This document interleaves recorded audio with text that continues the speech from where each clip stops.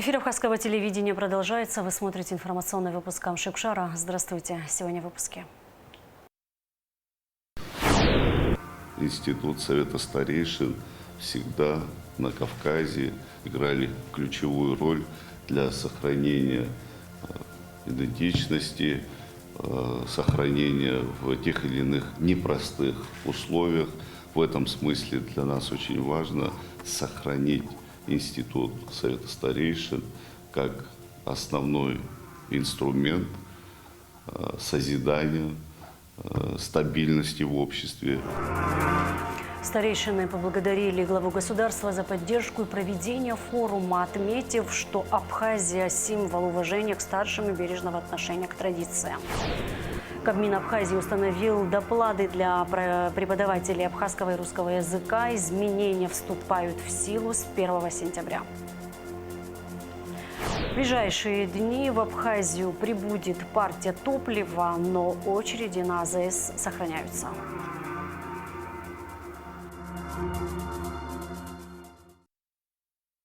Представители Совета старейшин из Адыгеи, Северной Осетии, Дагестана, Кыргызстана в гостях у главы государства. Бадра Гунба встретился с участниками форума Совета старейшин коренных народов Евразии, который прошел в Сухуме 19 августа.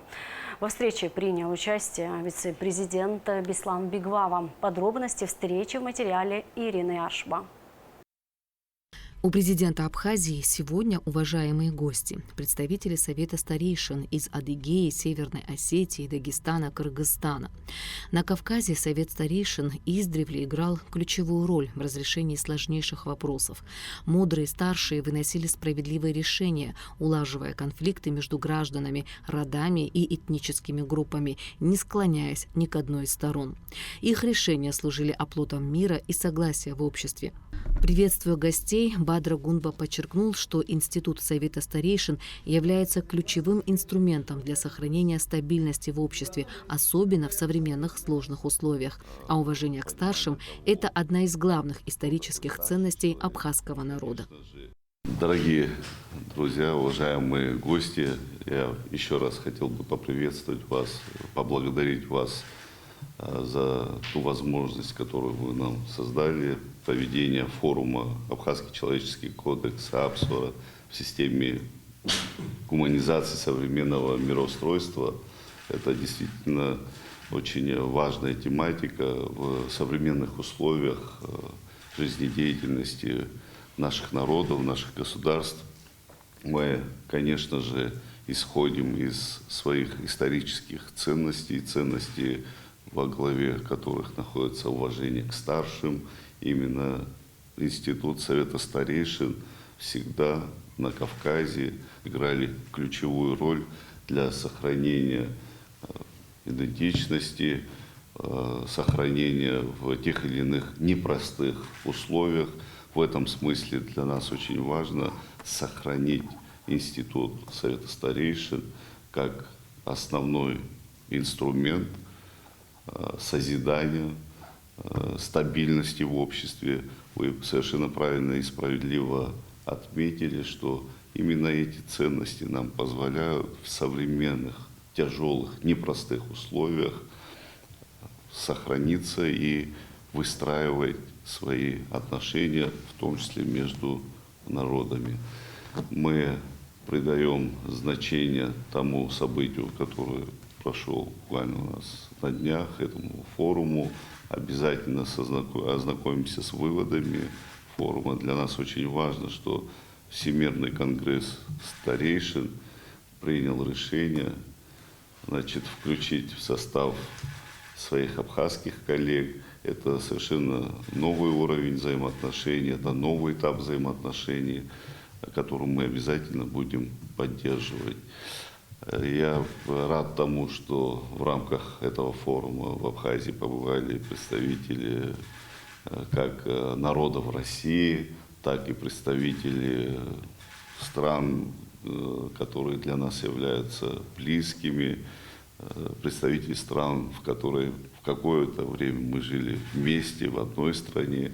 Также присоединились представители стран Европы. Это тоже уникальное, можно, событие. Мы должны сохранять эту теплоту взаимоотношений, взаимодействовать более плотно на сохранение мира, стабильности, национальной и религиозной терпимости.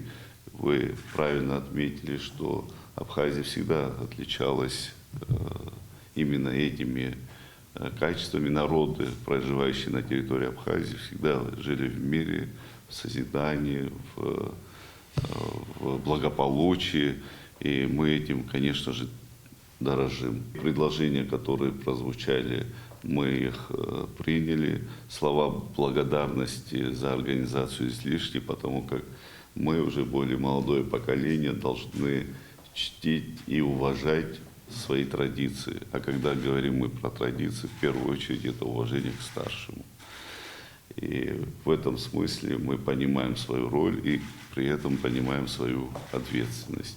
Еще раз позвольте вас поприветствовать, поблагодарить за ту возможность, которую вы предоставили нам, с радушием встретить вас, и благодарность за решение, которое вы приняли о включении в Всемирный конгресс старейшин.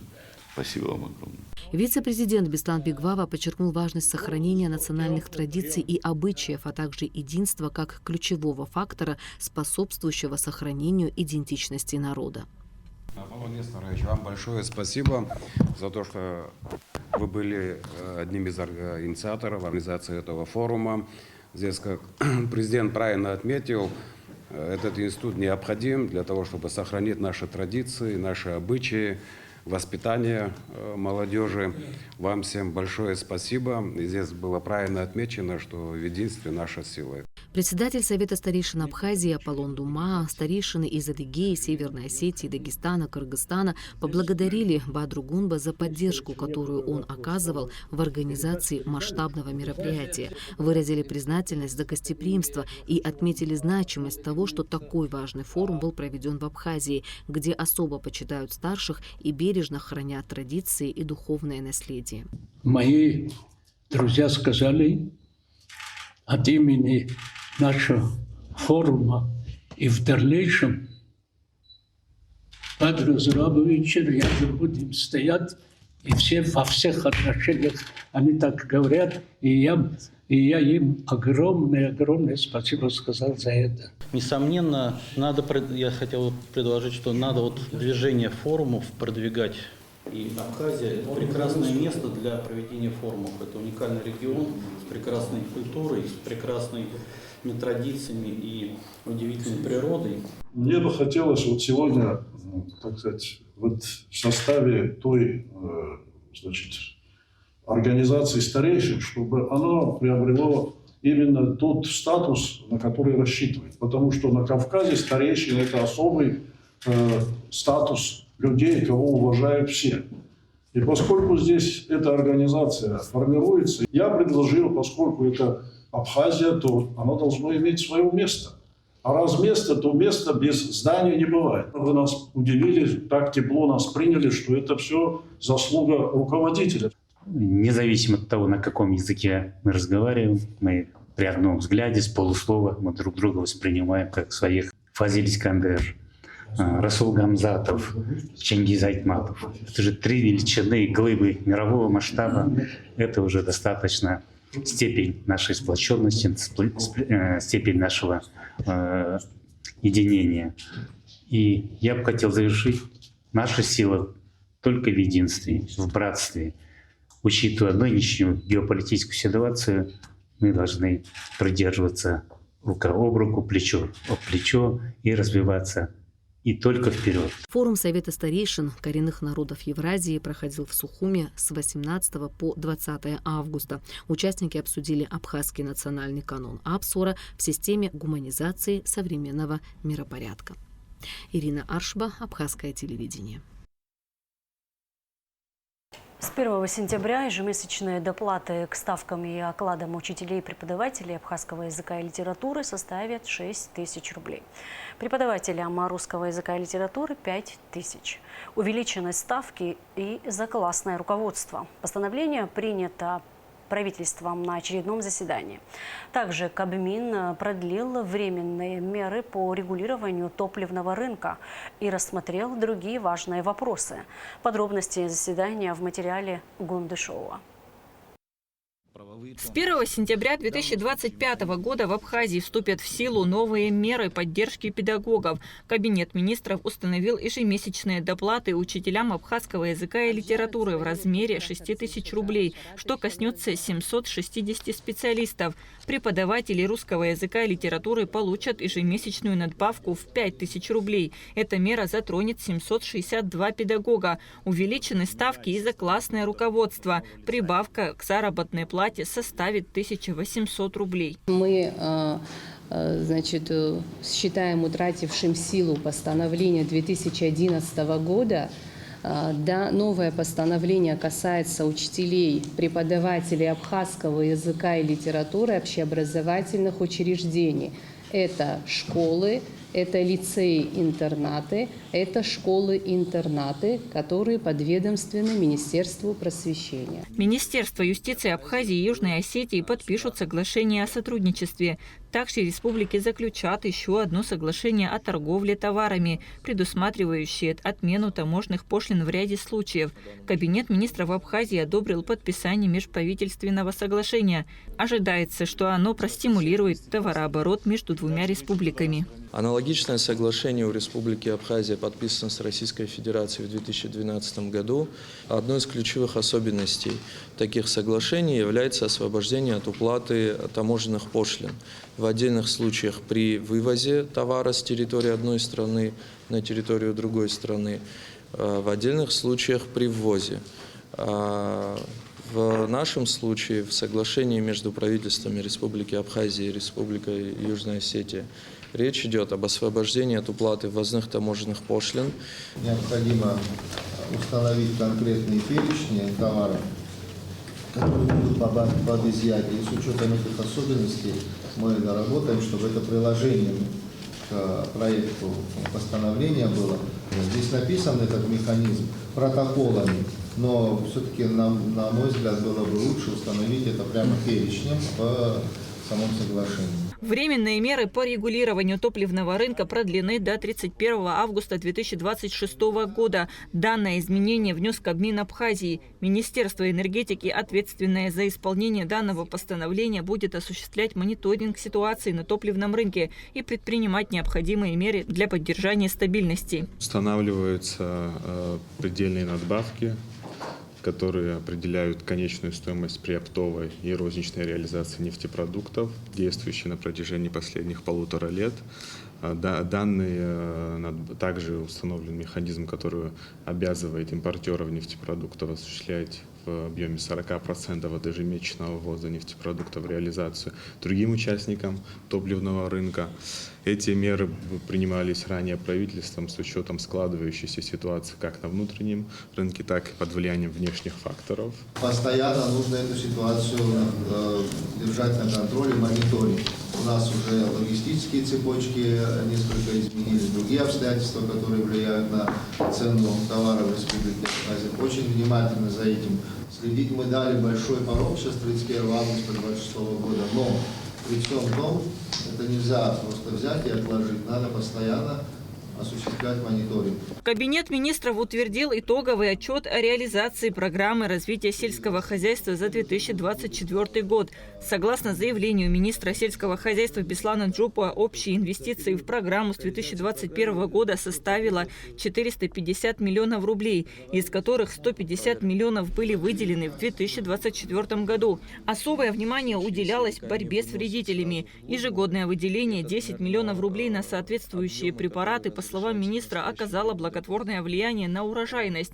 В 2024 году были приобретены запасные части для районных МТС, а также успешно реализованы 13 проектов в сфере переработки сельскохозяйственной продукции и 4 проекта в области животноводства.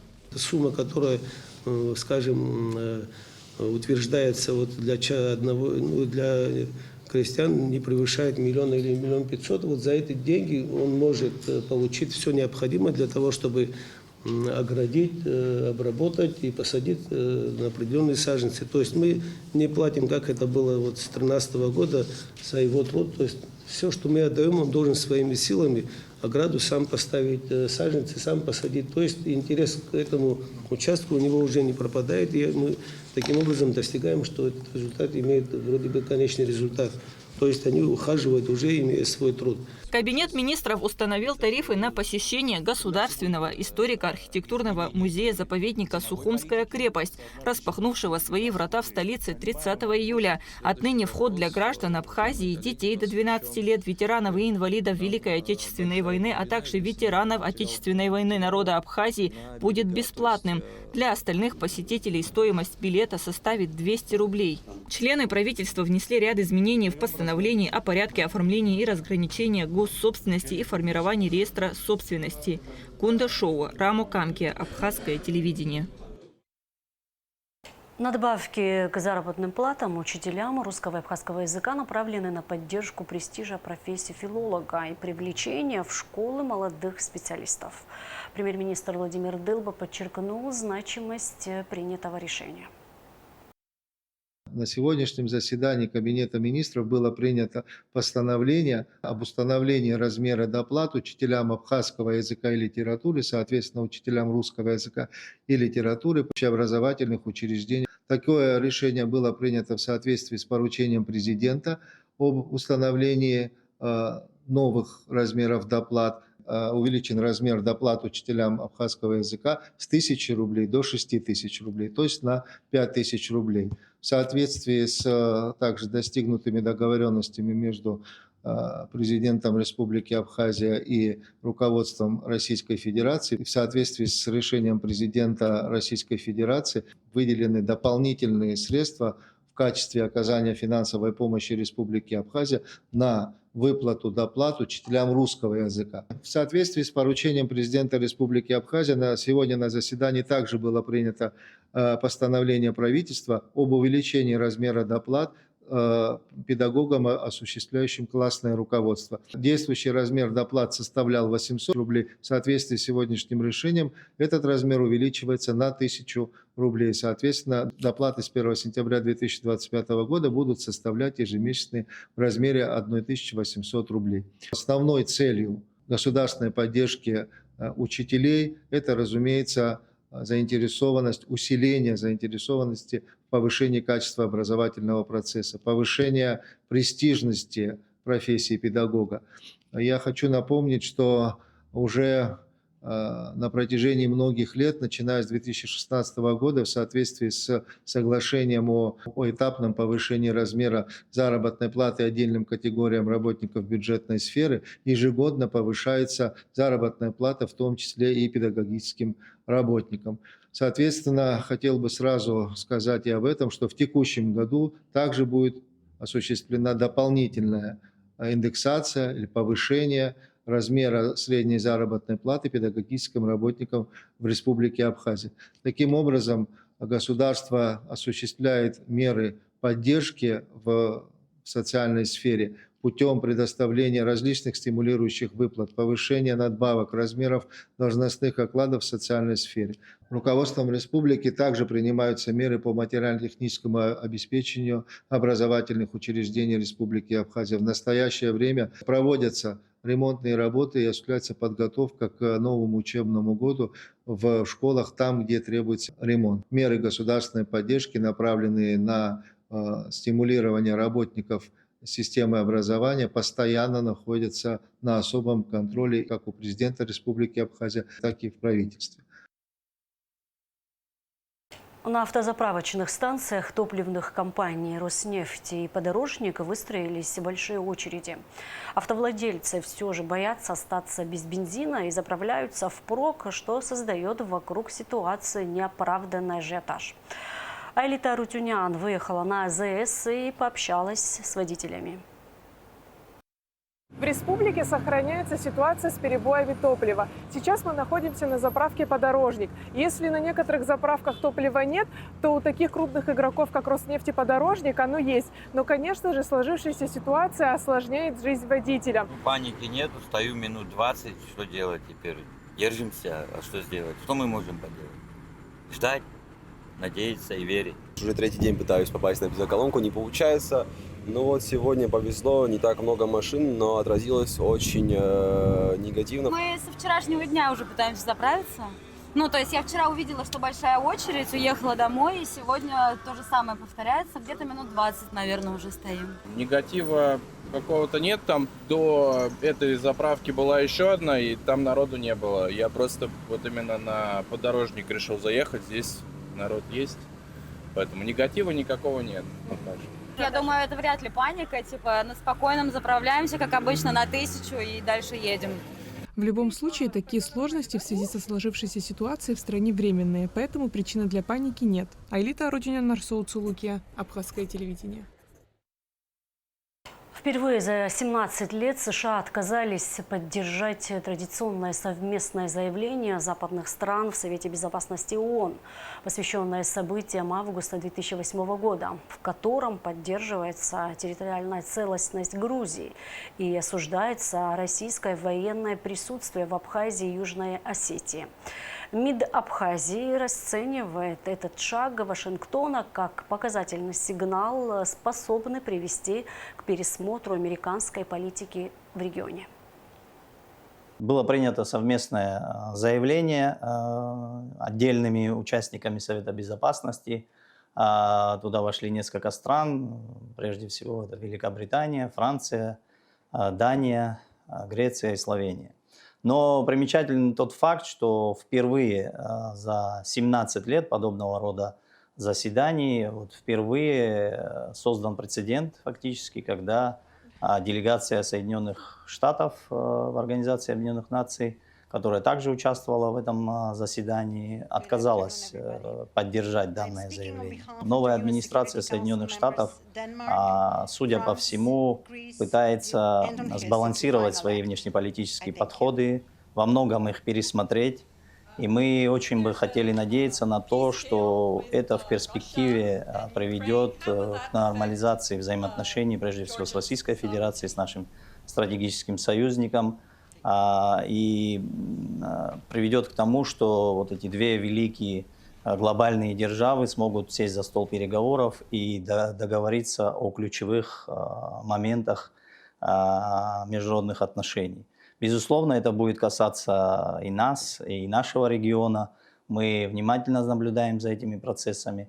Кстати, характерная реакция наших грузинских оппонентов по итогам этого заявления. Мы видим, что, исходя из тех открытых источников, которые мы наблюдаем, мы видим, что в Грузии фактически многих шокировала новость о том, что Соединенные Штаты фактически пересмотрели свое отношение по существующим здесь, в нашем регионе, противоречиям и не поддержали заявление, в котором говорится о территориальной целостности Грузии и осуждается военное присутствие России в Абхазии и Южной Осетии. Мы надеемся, еще раз повторю, на то, что вот это поэтапное изменение политики таких крупных глобальных стран, как Соединенные Штаты, приведет к тому, что появится возможность для нормализации отношений с Россией, и это даст всем нам импульс к тому, чтобы ситуация стабилизировалась не только в мире, но и в нашем регионе. Последствия ливневого дождя и сильного ветра, прошедшего утром 21 августа, больше всего ощутили жители Гагры. Здесь сорвало крыши нескольких многоэтажных домов, было много поваленных деревьев и линий электропередачи.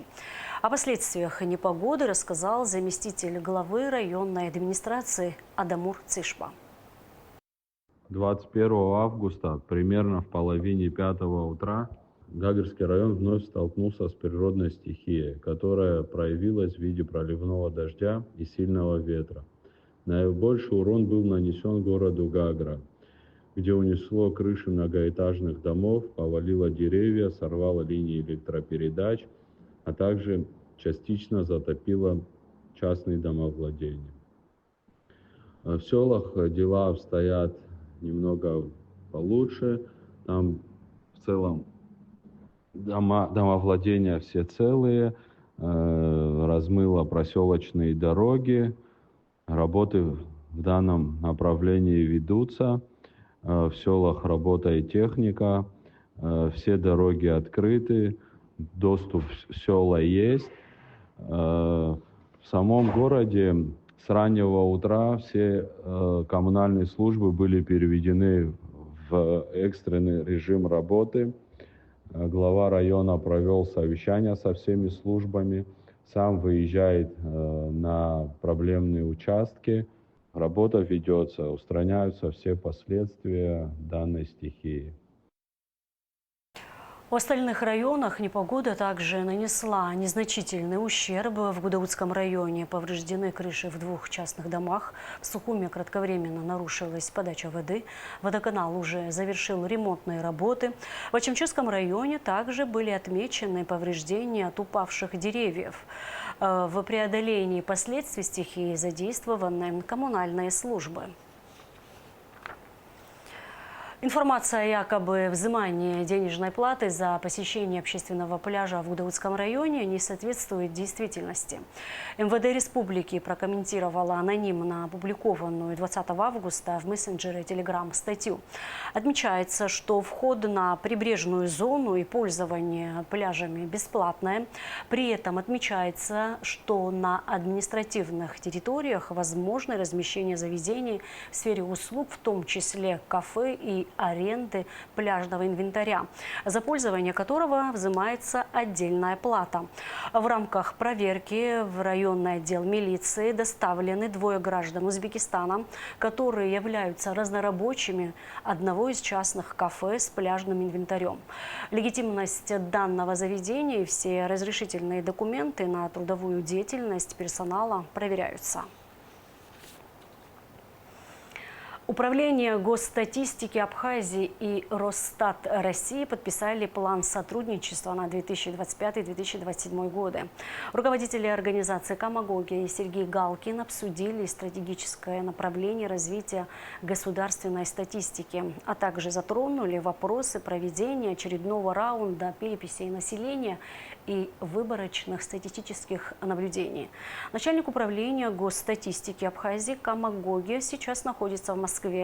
Она рассказала подробности состоявшихся встреч.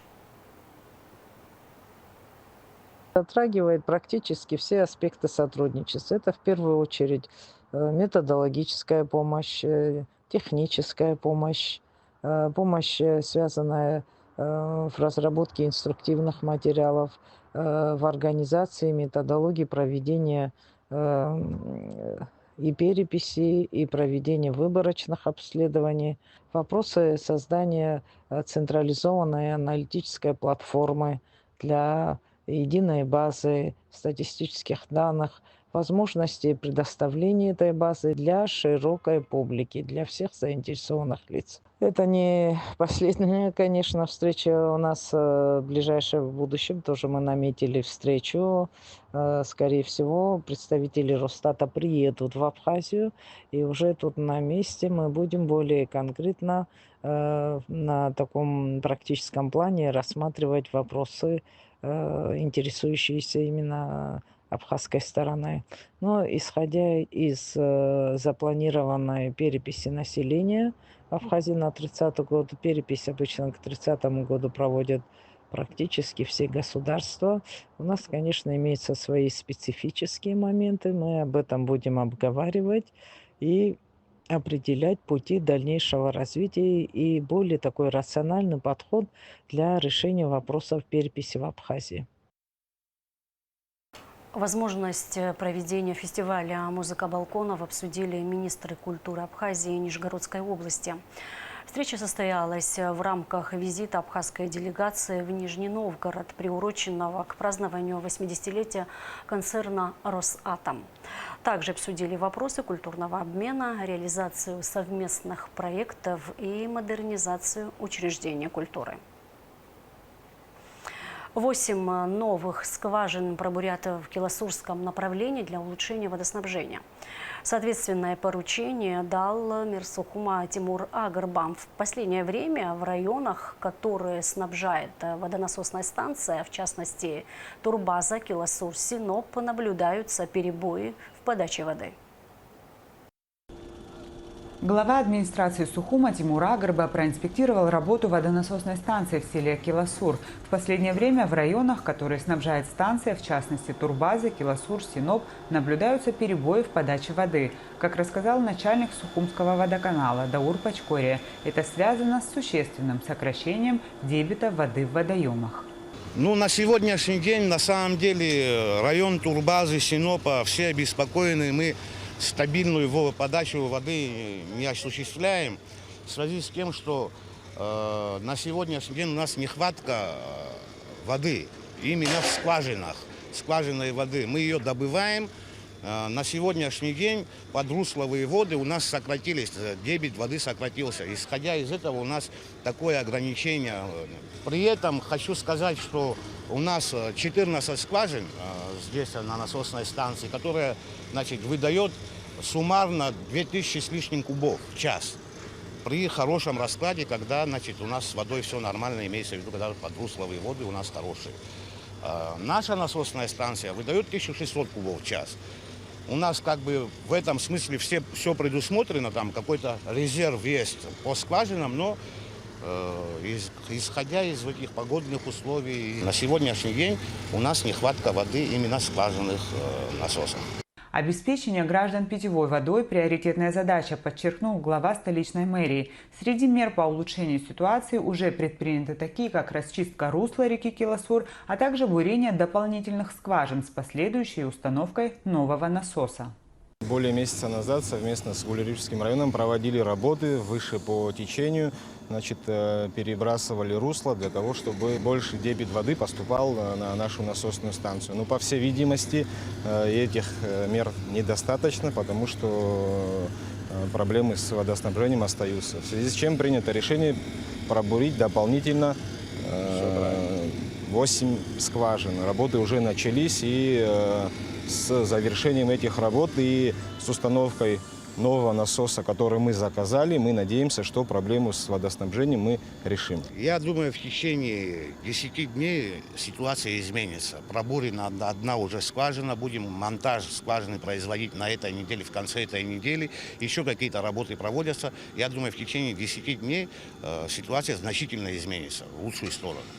Кроме того, руководитель Сухумской администрации отметил, что в мэрии разрабатывают комплексный подход по обновлению всей системы водоснабжения.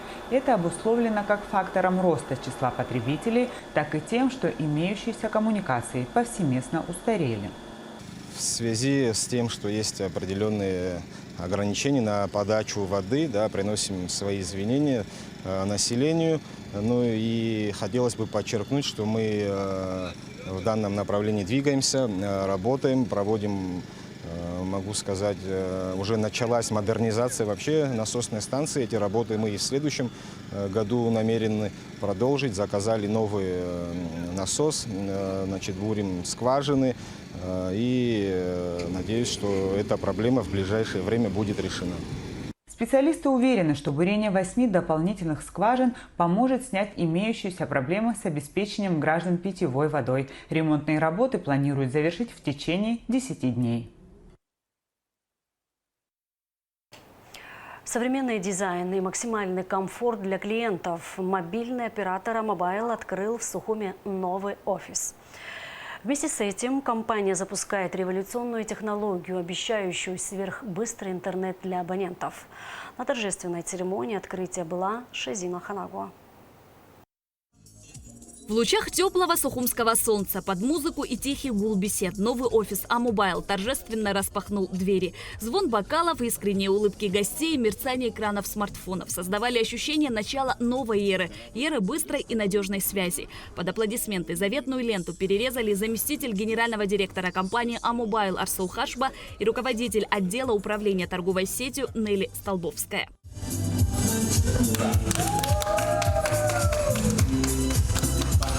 В праздничном настроении, в особой атмосфере. Так специалисты компании обслуживают абонентов в день открытия. Новый офис стал центром предоставления услуги сервисов для клиентов. Просторное помещение с современным дизайном создано для максимального комфорта посетителей. Здесь клиенты могут выбрать тариф, приобрести технику или мерч, получить консультацию, протестировать новые услуги или просто выпить чашку вкусного кофе.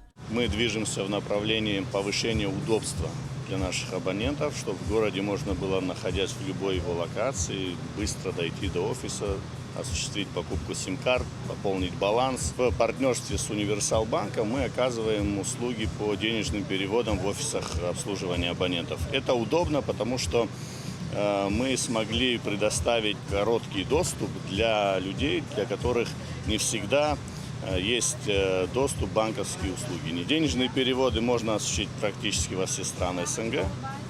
И наибольший трафик у нас идет, конечно, в Российскую Федерацию. Это 15-й офис в республике, а в городе Сухум 5-й. Офис не просто точка продаж, а центр, где каждый абонент получит поддержку и доступ к новым технологиям. Одновременно с открытием офиса Амобайл запускает технологию PRE 5G, которая обеспечивает значительное увеличение скорости мобильного интернета до 80% по сравнению с текущими стандартами 4G. Технология PRE 5G станет промежуточным этапом на пути к полноценной сети 5G, предлагая абонентам улучшенное качество связи для стриминга, видеозвонков и онлайн-игр. Запуск PRE 5G подчеркивает стремление Амобайл к инновациям и предоставлению передовых решений для жителей и гостей Абхазии. Компания Амобайл, как лидер мобильного интернета в Абхазии, постоянно совершенствуется по принципу ни одного дня без движения вперед. Согласно этой концепции, мы сегодня практически полностью совершили работы по предоставлению высокоскоростного доступа к мобильному интернету благодаря технологии PRE 5G. Это пока не 5G, мы еще остаемся в стандарте 4G, но мы даем такую же скорость, которую давали бы, если бы мы находились уже в технологии 4G.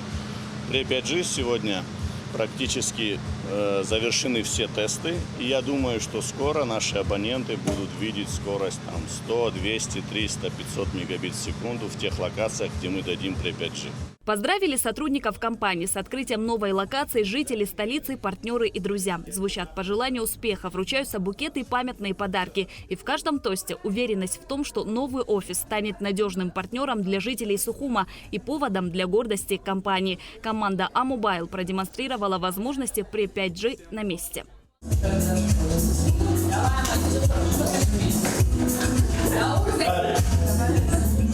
Поздравляю всех руководителей и, конечно же, пользователей сети Амобайл с открытием нового офиса на проспекте Мира, 80. Приходите, там вас всегда ждут. Амобайл приглашает всех желающих посетить новый офис на проспекте Аяйра в Сухуми и протестировать возможности сети PRE 5G. Узнайте больше на сайте Амобайл Biz и подключайтесь к будущему уже сегодня. Шазина Ханагуа, Камила Джопуа, Абхазское телевидение. А сейчас расскажем о погоде в ближайшие сутки. В пятницу, 22 августа, в Абхазии ожидается ясная, жаркая погода, без осадков. Температура воздуха ночью плюс 18-23, днем плюс 28-33, температура морской воды плюс 27 градусов.